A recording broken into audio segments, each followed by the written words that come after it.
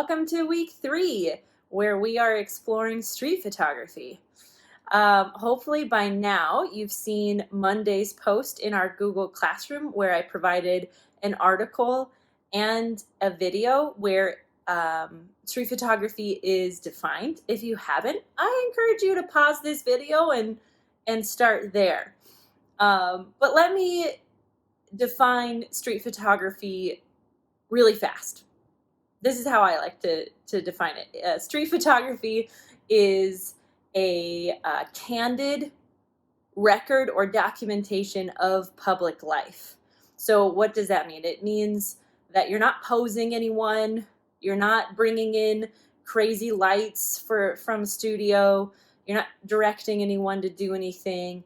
You are just merely existing in the world and capturing what's in front of you. So that's what street photography is to me, and I think you'll find that definition will hold pretty true no matter which photographer you talk to. So I'm excited to see your answers on the question board about what role you think street photography plays in society, and I'm also really excited to see what you produce for this project that we have, the Street Story Project.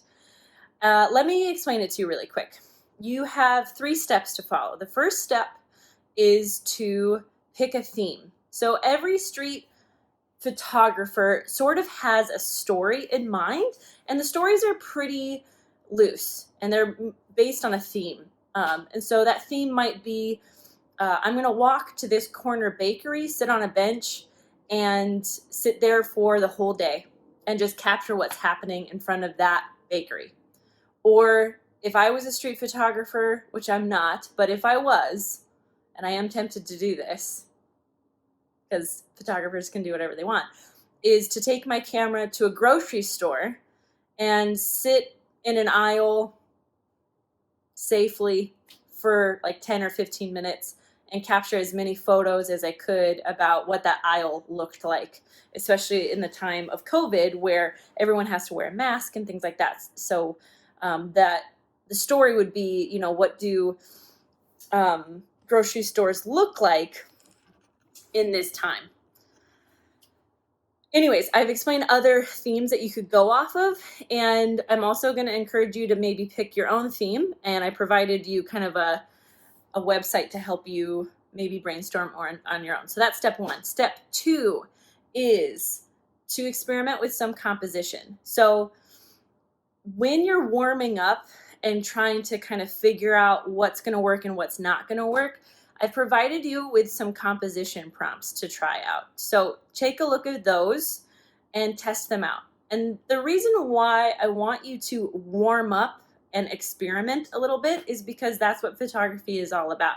We get an idea, we experiment with the idea, we look at the photos that we've produced in the experimental phase, see if we like any, and if we want to keep going, we usually do.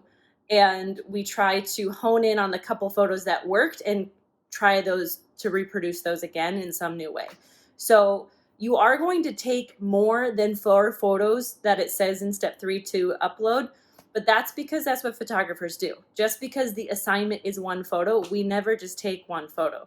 We take a bunch and pick our favorite. That's where the art comes in. It's called editing or culling.